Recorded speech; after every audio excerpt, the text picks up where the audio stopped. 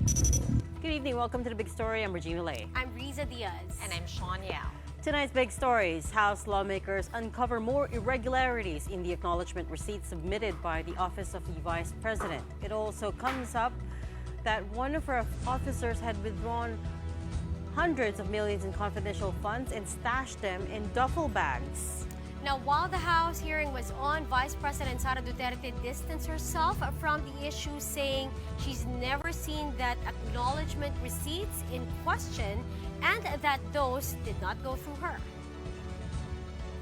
And Mary Jane Veloso, the OFW sentenced to death for allegedly being a drug mule, will be brought home soon, with her legal team hoping for full clemency at some point.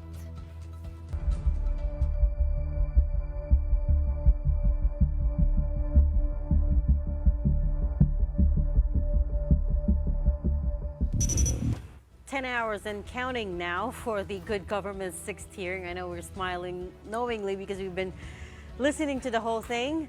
The sixth hearing on the OVP's confidential fund use, and it looks like the deeper they dig, the more questions surface. The woman of the hour is Vice President Sara Duterte's Chief of Staff, Attorney Zuleika Lopez, who showed up for the first time today.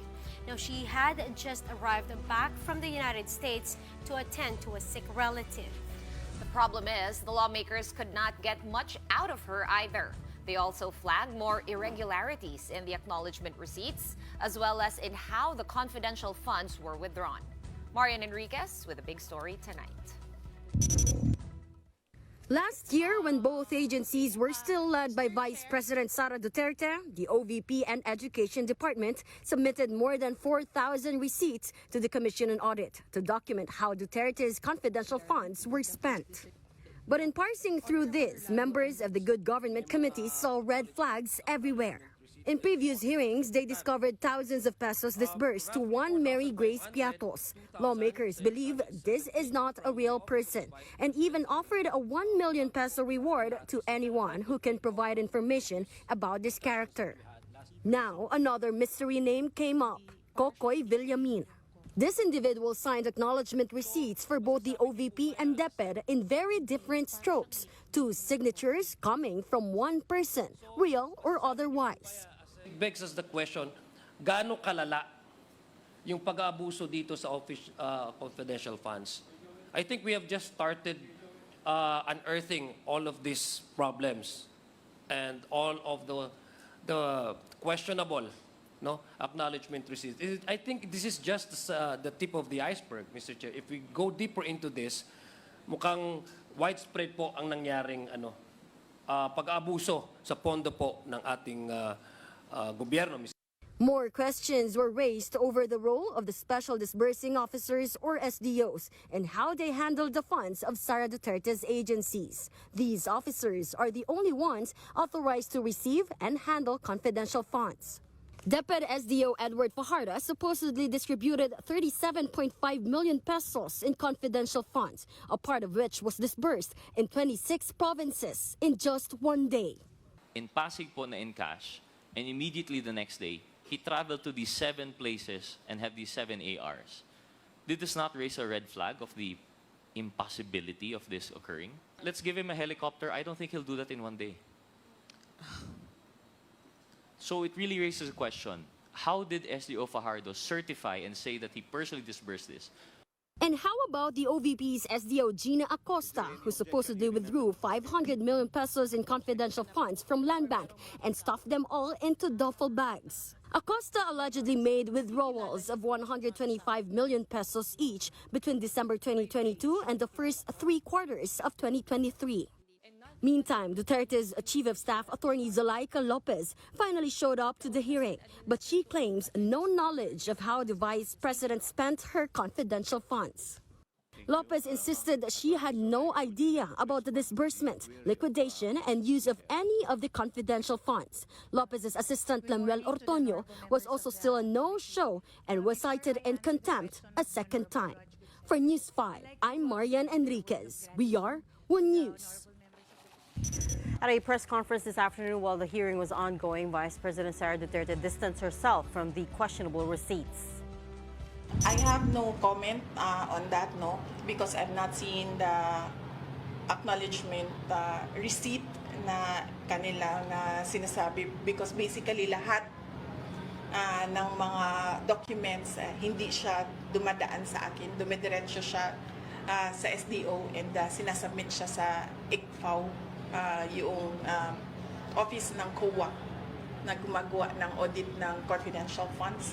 So hindi ako makakomment, lalong-lalo na hindi namin alam kung paano pinroseso ang pagbigay ng copies ng ARs or ng submissions namin sa COA to the House of Representatives, and sino ang nag-handle noong mga documents.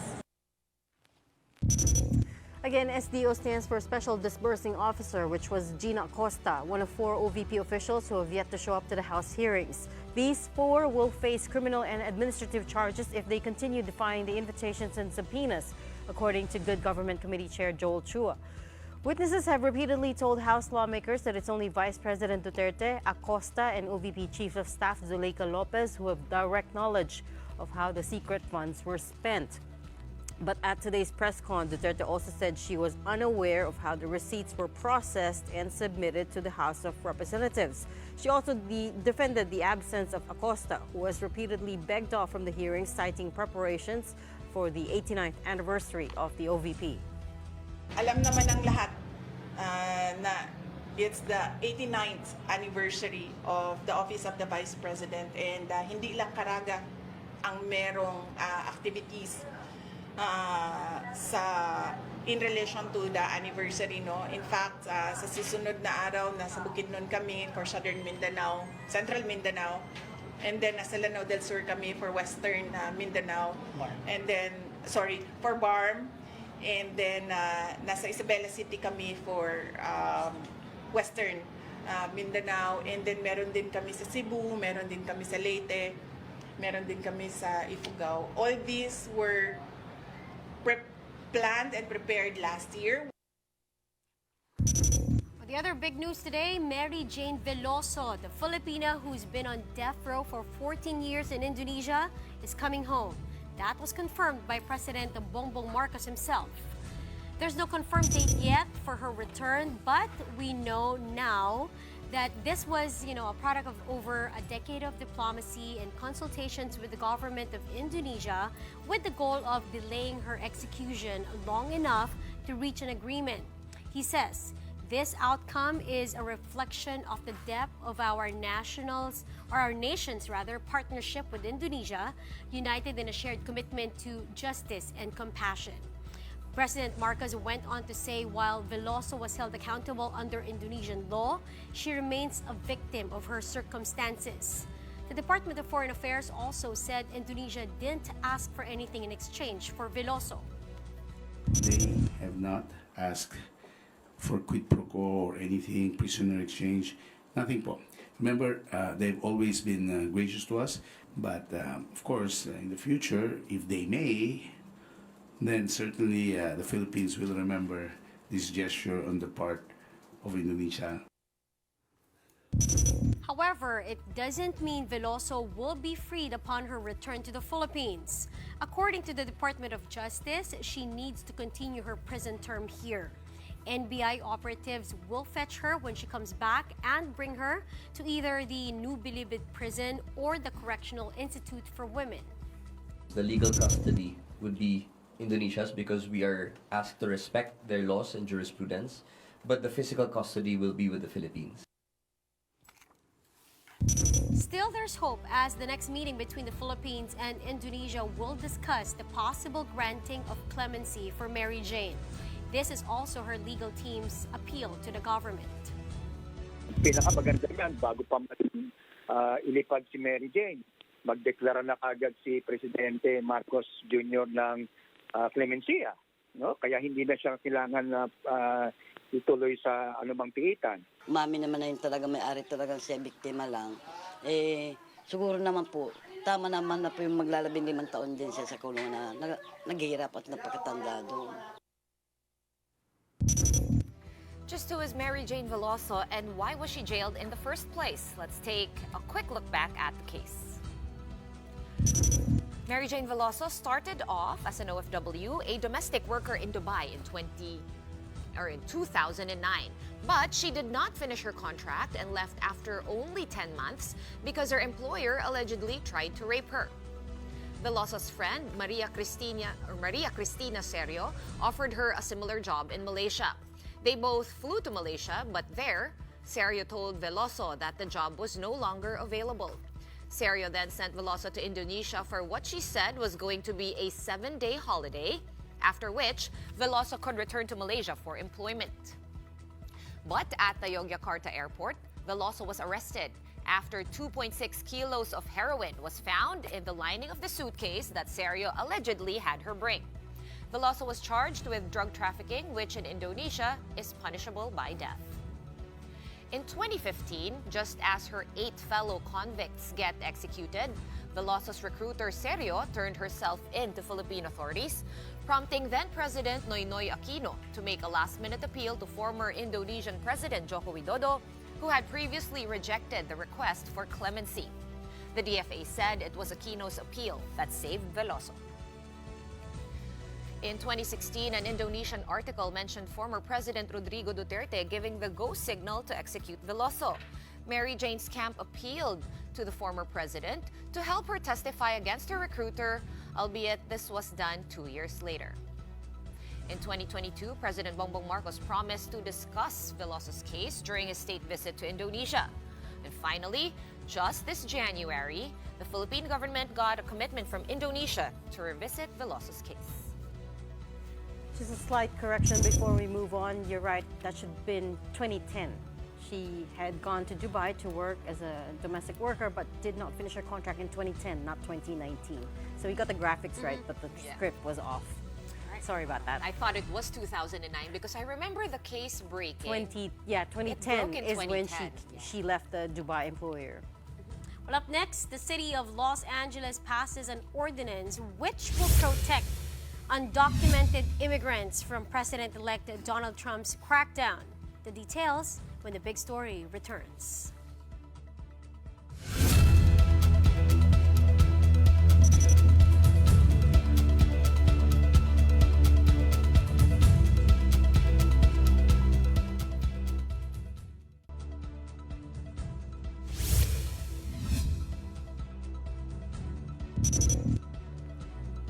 Welcome back. You're watching Big Story here on One News. Los Angeles, the second largest U.S. city and home to a large Filipino-American population, is setting itself up for a standoff with President-elect Donald Trump. Overnight, the City Council unanimously passed a sanctuary city ordinance which will prohibit the use of city resources to carry out federal immigration enforcement. That's in reaction to Trump saying he will declare a national emergency and use the U.S. military to carry out mass deportations of undocumented immigrants. As a sanctuary city, Los Angeles may be able to prevent federal immigration enforcers from accessing the city's facilities, as well prohibit data sharing between immigration authorities and city officials. But it's unclear how far the ordinance can go, given it's not a legal term. And Trump's chosen border czar, Tom Homan, previously told Fox News that won't stop them from carrying out mass deportations.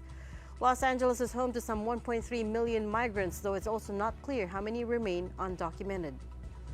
Given the re-election of Donald Trump and the consistent hate speech towards undocumented people and mixed status families, I can't think of a more pressing issue than this one today. Sanctuary cities are not just a legal framework, but they represent a moral commitment to upholding human dignity, protecting families, and ensuring that everyone, regardless of their immigrating status, can live without fear. Will other cities stand up to Trump's plan to crack down on illegal migrants? Let's talk about this with Bobby Tickzon of the Global Transparency and Transformation Advocates Network. Good evening, Bobby. Thanks for joining us tonight.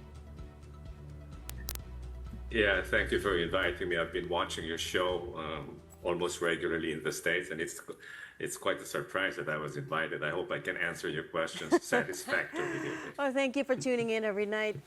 First, where are you dialing in from? You're on the West Coast, yeah? I'm in Pasig now. I'm leaving tomorrow. I'm in Pasig. Okay, but you're usually based on the East Coast or West Coast? I live in I live in New Jersey. Okay, so East Coast. Oh, we should have gotten you in the studio instead tonight. We didn't realize you were here. Yeah, that would have been nice, but it's okay. My flight is early tomorrow morning. Okay. So first, for those who aren't familiar, tell us about the Global Transparency and Transformation Advocates Network. What is it that you guys do? Yes, well, as the name says, the Global Transparency and Transformation Advocates Network. Sorry, it's pretty long, right? We would like to make transparency an integral part in government functions because it's the absence of transparency which allows people and elected officials and even appointed officials to do a lot of things which they shouldn't be doing, right? So that's why we named it global. Right now, we're just in North America. We're planning to eventually have some chapters in Australia, and we're working on Japan as well, and possibly the Middle East and Europe. But right now, it's basically North America, United States, and Canada. And we're very much into electoral fraud. In fact, the movement started as the Mandamus movement when we were trying to help the TN trio.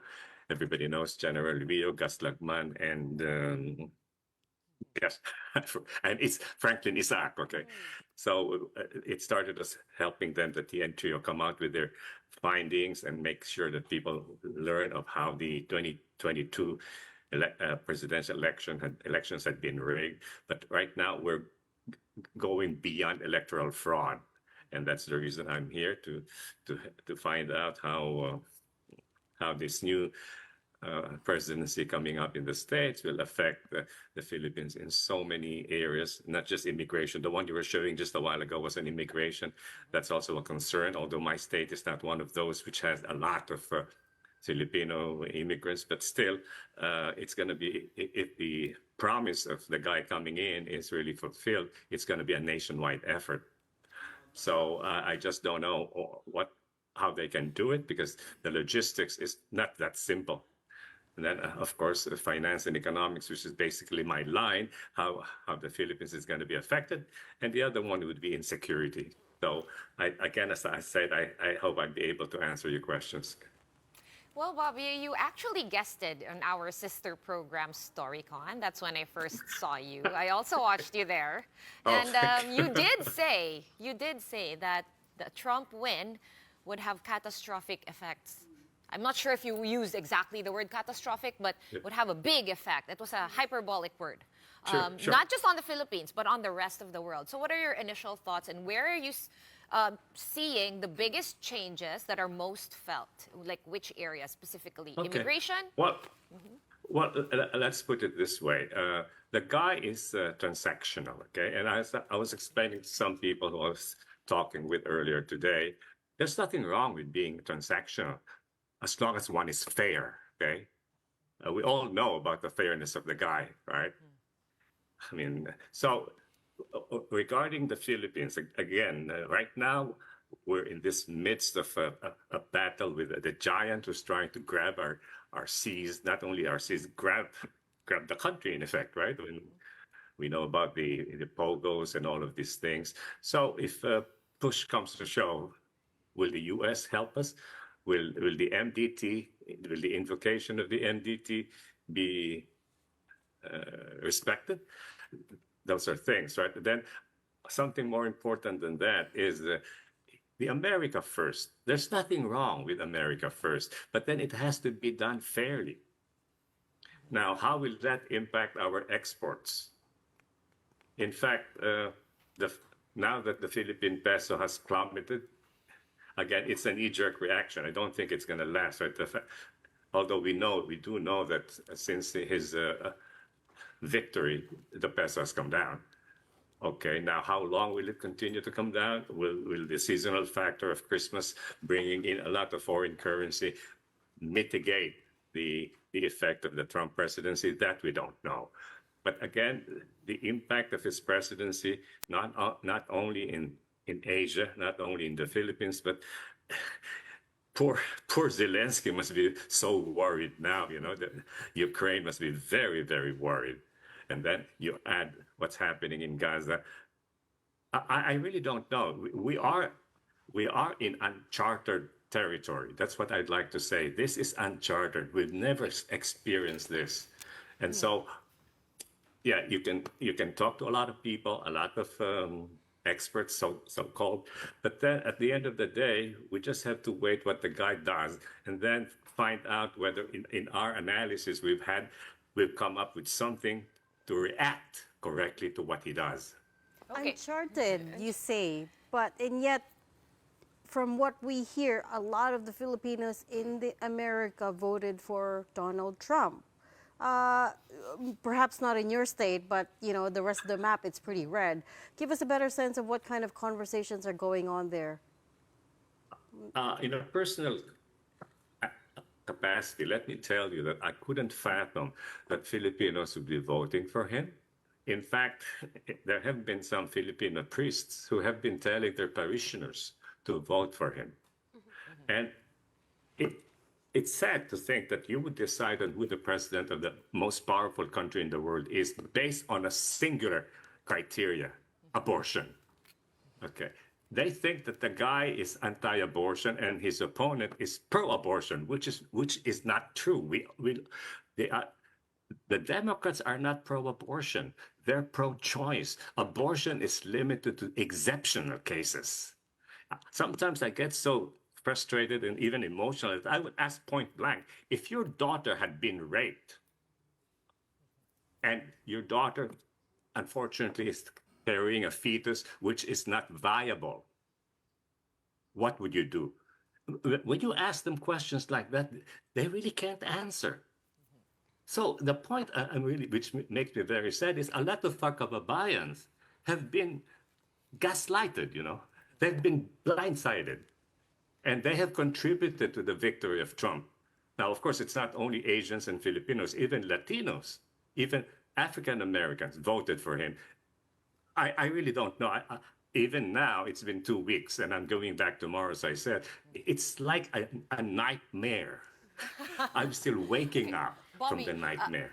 Bobby, let me kind of reframe my question to you earlier. So before Trump won, a lot of people were saying Trump 2.0 is not going to be like Trump 1.0, the first one, right? Now, when we look at the first Trump administration, would you say a lot of the fears, what you were afraid of actually happened once he took the Oval Office?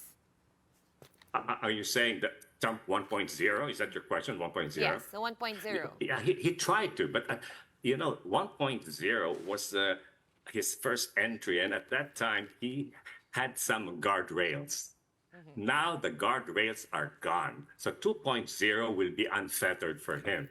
You must remember when he was president,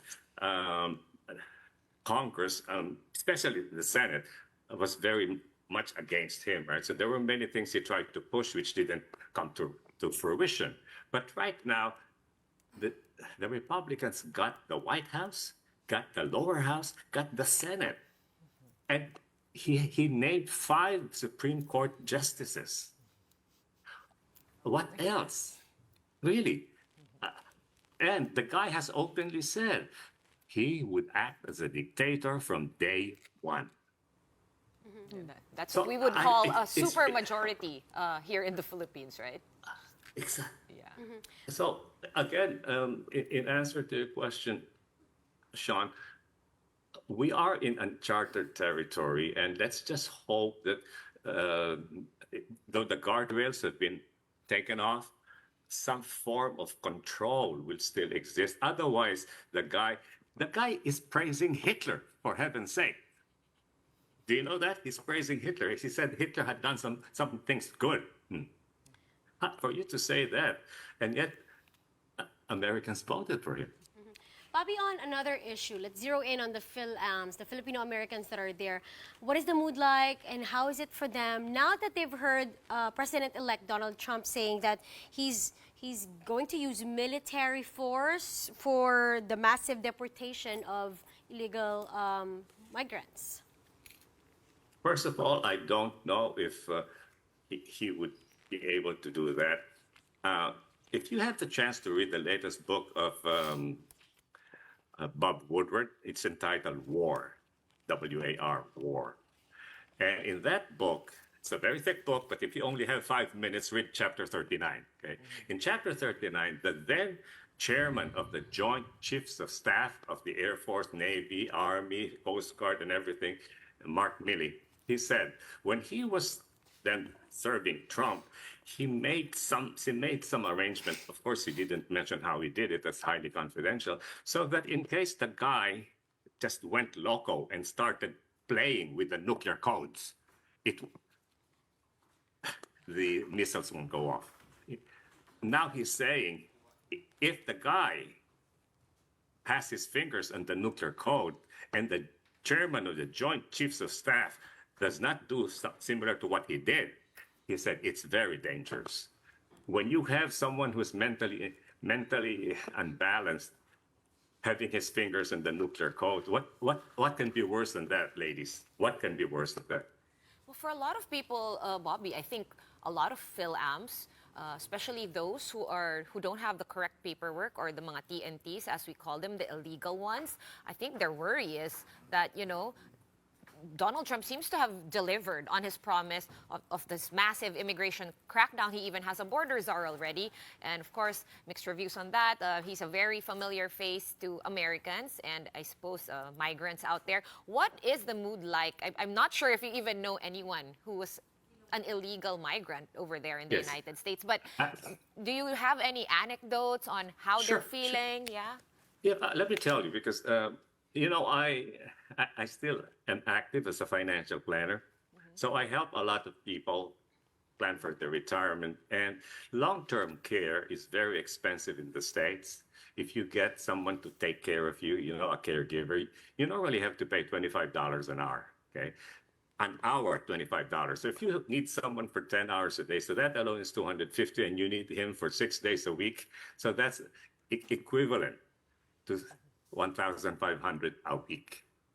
Okay, so what Americans do then is they try to get people who can take care of them. They don't have to be licensed anyway. All you have to do is take care of the old man, bring him to the bathroom and things like that. Here is where a lot of our kababayans come in. And many of them have been asking for some, they would say, ito or kuya. I'm not addressed as lolo yet, okay? Ito, kuya, can you introduce someone, because we would like to work. So many of them are working as caregivers. Now, if these people are asked to leave, what will happen to the American seniors whom they are helping? These Americans cannot afford to pay what I told you, $25 an hour for a caregiver. So what will happen? I mean, these are things, that's just a simple example, which is close to my heart as a financial planner. But then if you talk of people who do the yard, people who clean the streets, many of them actually are not documented, right? Now, you send them all out. Do you think Americans or even immigrants with proper documents are going to be happy cleaning the streets, mowing the lawns, shoveling the snow? No, that's usually the jobs for immigrants, right? A lot of people would say nobody from the first world, who grew up in the first world, would want those jobs, and that's what migration is for. But more than that though, I worry about the mixed status families, the people who are, maybe one parent or usually it's just one parent who's legal, the other is not, and also the future of the children who once fell under the Dreamers Act or DACA, Deferred Action for Childhood Arrivals. What do you think is going to happen there? Exactly. That's a very serious problem. And many of these people, the Dreamers, as you said, they don't know the native country. They probably hardly speak the native, their original language, right?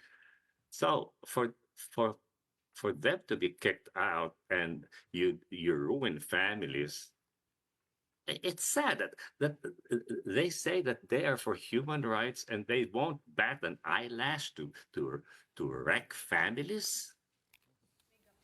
The hypocrisy. I'm sorry if I again am becoming a little bit carried by this thing. The hypocrisy is just shocking. Well, U.S. Ambassador Philippine ambassador to the U.S., Babe Romualdez, last night. We had him on the show, and we were talking about how he said there are about 370,000 illegal Filipinos in the United States, and he has given the official advice that these people should come home first to the Philippines and try to do the paperwork properly. He says, as long as you don't lie, it should be okay. What are your thoughts on that? Is it really that easy to just come home, fix your papers, do it the right? with all due respect to Babes, right? First of all, he said 370. Initially, he said 250, right? And in the show of Ronald and Ed, I said that's grossly understated. In fact, when they asked the question, I thought they were referring to a number of states. And they said, no, that's for the whole country. I said, it can't be for the whole country. 250 divided by 50 states. So on the average, you're talking of 5,000 per state. Yeah, 250, right? There are 50 states. So, so that right off the bat, you know that that's an understatement. Now, you said he increased it. He made it 370. That's still insufficient. I would put it, again, I'm talking, this is very anecdotal, okay? Right. Probably 500,000 to 1 million. Yeah. That's my rough estimate. And it's going to be very sad because most of the Filipinos there are not the ones who have been caught committing crimes. Very few. In fact, the Filipinos are the ones victimized. A lot of our kababayans there without documents have been attacked during the Asian hate crime. You know that what happened when we had COVID? Yeah. Because this guy, the president-elect, called it the Kung flu, or Chinese flu, he called it. So many people then, if you look Chinese, and we Filipinos somehow look Chinese, right? Right. They would attack us, and so many Filipinos, and some of them were actually undocumented, who were murdered just because they thought that they were Chinese, and the COVID virus was supposed to have been manufactured in China. So again, I feel what Ambassador Babes Romualdez said is good. I agree with him.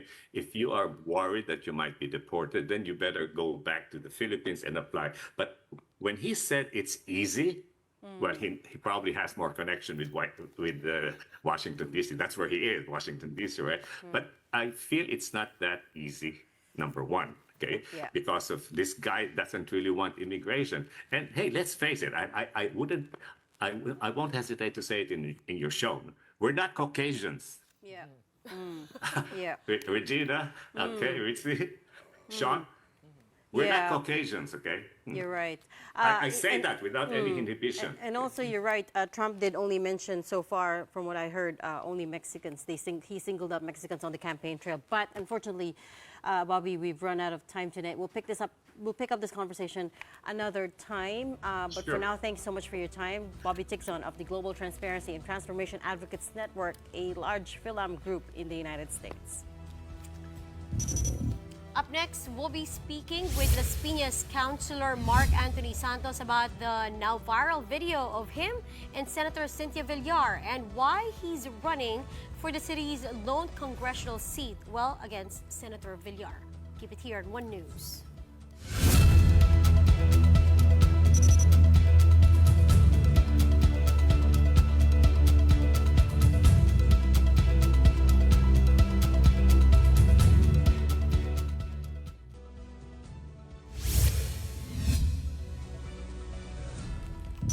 You're still watching the big story here on One News.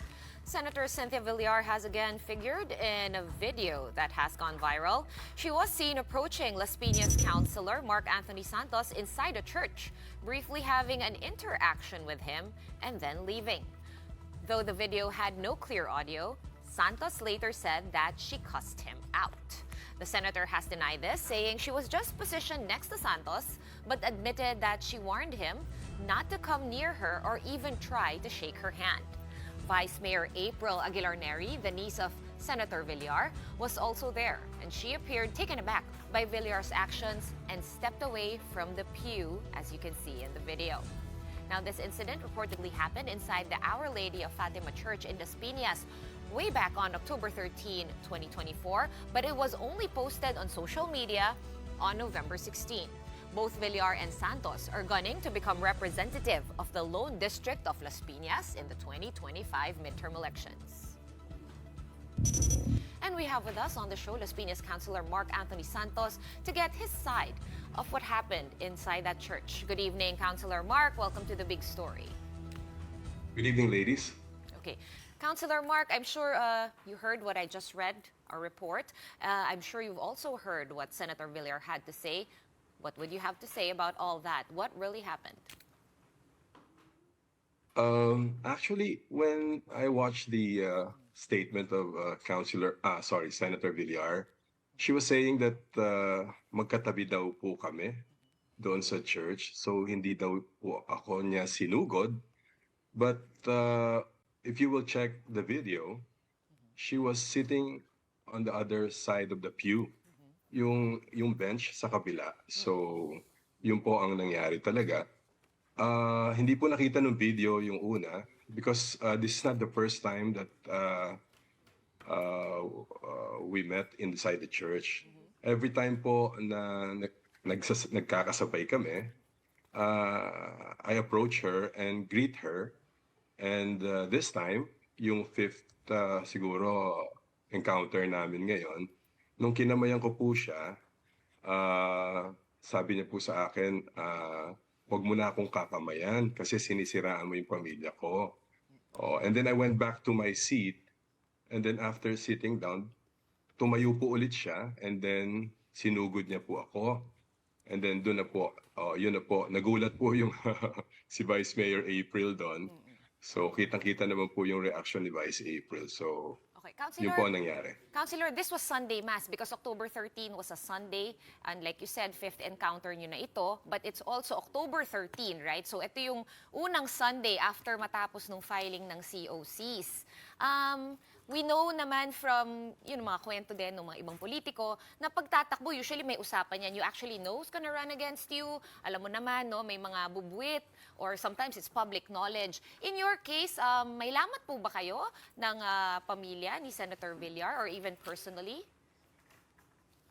I have no personal issues against the senator.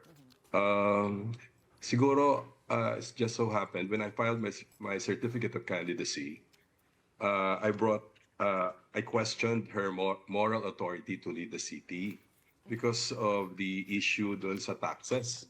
Ito yung pinakita ko, I exposed them, yung kanilang delinquent taxes sa Las Piñas. And yun po ang issues sa elections. And then, of course, yung reclamation project, which ino-oppose po ni Senator Villar, na we are supporting po. The city government is pushing for the reclamation project na ino-oppose po ni Senator Villar na natalo po siya sa Supreme Court. So, yun po ang mga issues sa amin dito sa Las Piñas. Could you expand on the delinquent tax issues, Councilor? Which Villar companies are these? Actually, doon po sa report ng City Treasurer's Office, for decades po, yung Brittany Corporation, Villar Sipag Center, Villar Sipag Atega Foundation have not paid the real property taxes for a number of assets in the city, including Mela Hotel, 3 Evilla buildings, Portofino Commercial, and the Villar Sipag Center po.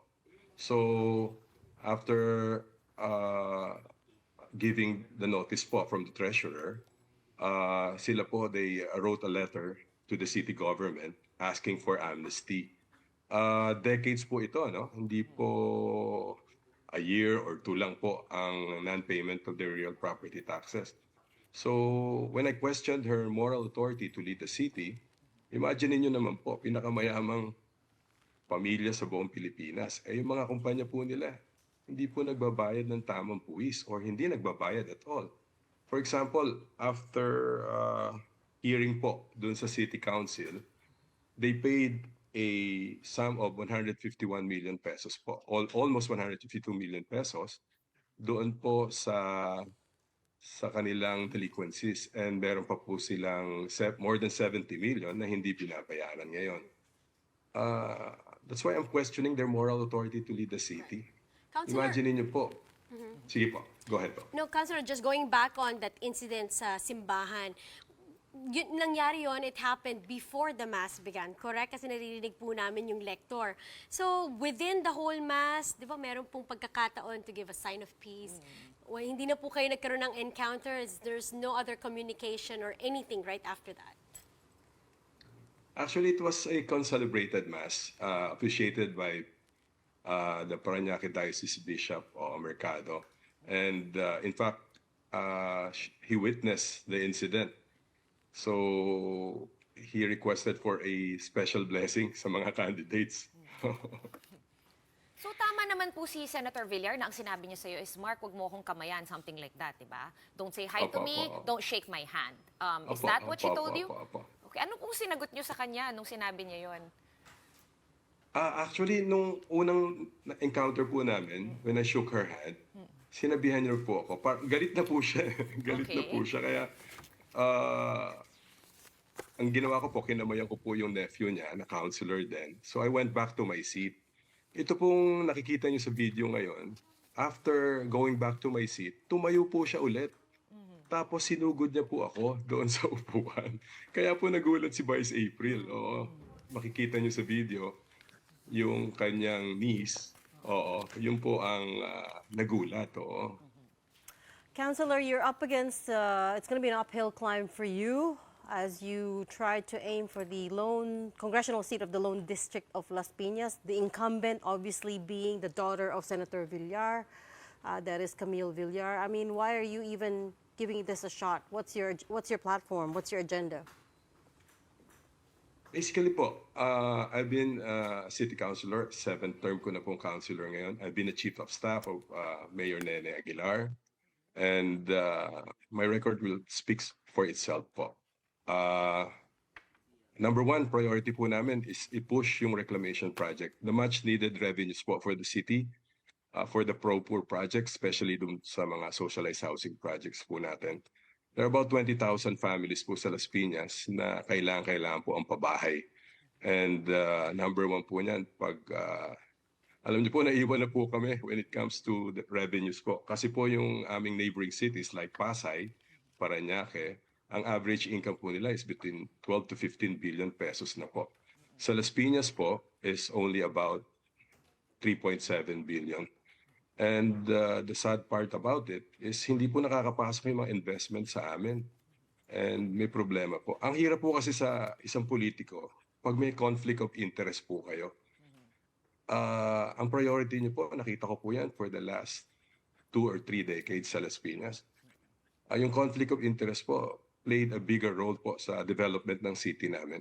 Okay. Hindi po nakakapasok ang negosyo sa amin. Councilor, Councilor Mark, sorry, wala na po kaming oras, pero I just wanted to ask also, with your congressional bid, sino po yung, are you running as part of a team, part of a party against the Villars? But are you still with the Aguilars? Because Senator Villar is an Aguilar also. Yes, but this time, the Aguilar and Villar will be opponents. I'm with the family of my former boss, Mayor Nene Aguilar.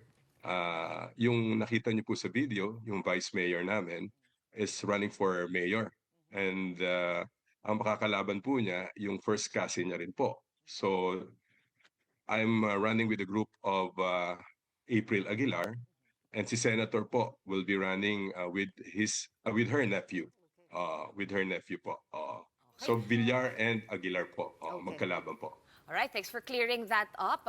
It's nice to hear your side after watching all the videos going around. So thank you again for joining us tonight, Las Piñas Councilor Mark Anthony Santos.